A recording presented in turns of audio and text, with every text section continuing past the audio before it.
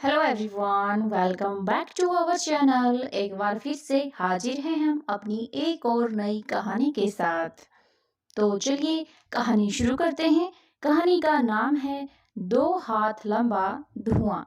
यह कहानी तेनालीराम की है। एक बार राजा कृष्णदेव राय अपने दरबार में बैठे हुए थे और अपने मंत्रियों के साथ चर्चा कर रहे थे। चर्चा करते समय अचानक ही कोई चतुराई की बात सामने आई। तभी मंत्रिमंडल में से एक मंत्री ने महाराज से कहा, महाराज, हमारे राज दरबार में एक से बढ़कर एक बुद्धिमान और चतुर लोग हैं। अगर हमें भी आप अपनी बुद्धिमता साबित करने का मौका दें तो हम अपनी बुद्धिमता को साबित कर सकें। किंतु महाराज ने हैरत में पड़ते हुए पूछा, किंतु क्या मंत्री जी? तभी सेनापति जी ने जवाब दिया, महाराज, मैं आपको बताता हूं कि मंत्री जी के मन में क्या बात चल रही है। इस दरबार में तेनालीरामा के अलावा अगर किसी को अपनी बुद्धिमता साबित करने का मौका मिले तो वो भी अपनी बुद्धिमता साबित कर सकते हैं, लेकिन उन्हें मौका नहीं मिलता है। हर बार बुद्धिमता का श्रेय केवल तेनालीरामा ही ले जाता है। ऐसे में बाकी दरबारियों की योग्यता कैसे दिखाएं? महाराज कृष्णदेव राय सेनापति की बात को समझ गए कि राजगुरु से लेकर सभी मंत्री तेनालीरामा के खिलाफ हो गए हैं। महाराज सेनापति की बात सुनकर कुछ देर शांत रहे और मन में विचार करने लगे। विचार करते समय महाराज की दृष्टि भगवान की मूर्ति के सामने रखी धूप बत्ती पर गई।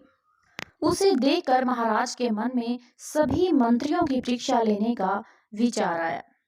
महाराज ने सभी मंत्रियों को कहा कि आप सबको अपनी बुद्धिमता साबित करने का मौका अवश्य दिया जाएगा। जब तक आप अपनी बुद्धिमता साबित नहीं कर देते तब तक तेनालीराम को कोई कुछ नहीं कहेगा। महाराज की बात सुनकर सभी मंत्री खुश हो गए और बोले, महाराज, तो आप ही बताइए कि हमें अपनी बुद्धिमता साबित करने के लिए क्या करना होगा। महाराज ने धूप बत्ती की ओर इशारा करते हुए कहा कि जो भी कोई मुझे 2 हाथ लंबे धुआं लाकर देगा, मैं उसे तेनालीराम से ज्यादा बुद्धिमान मान लूंगा।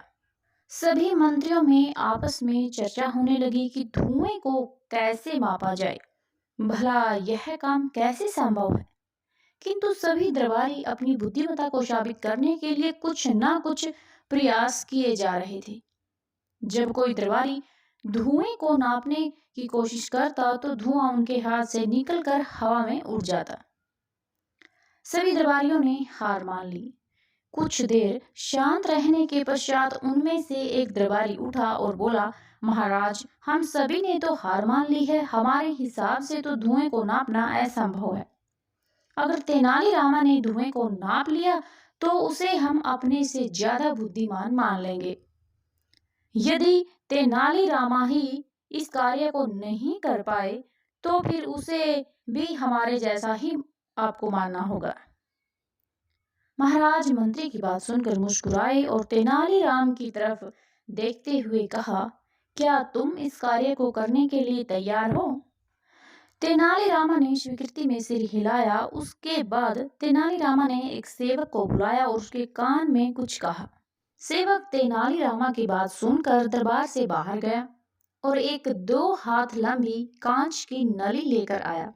पूरे दरबार में चुप्पी छा गई और सभी यह जानने को आतुर थे कि तेनालीरामा किस प्रकार महाराज को 2 हाथ धुआं देगा।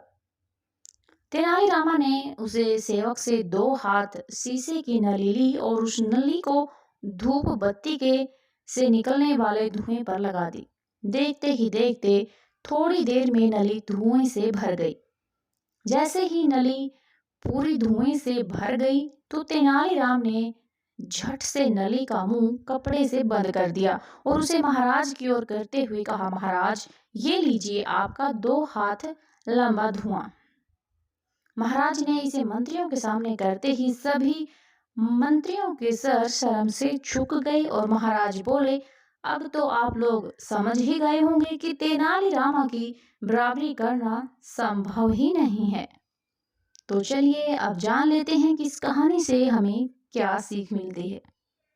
हमें दूसरों की चतुराई से जलन नहीं होनी चाहिए, उनकी बुद्धिमत्ता का सम्मान करना चाहिए।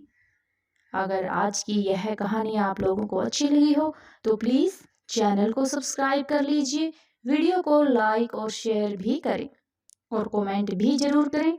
धन्यवाद।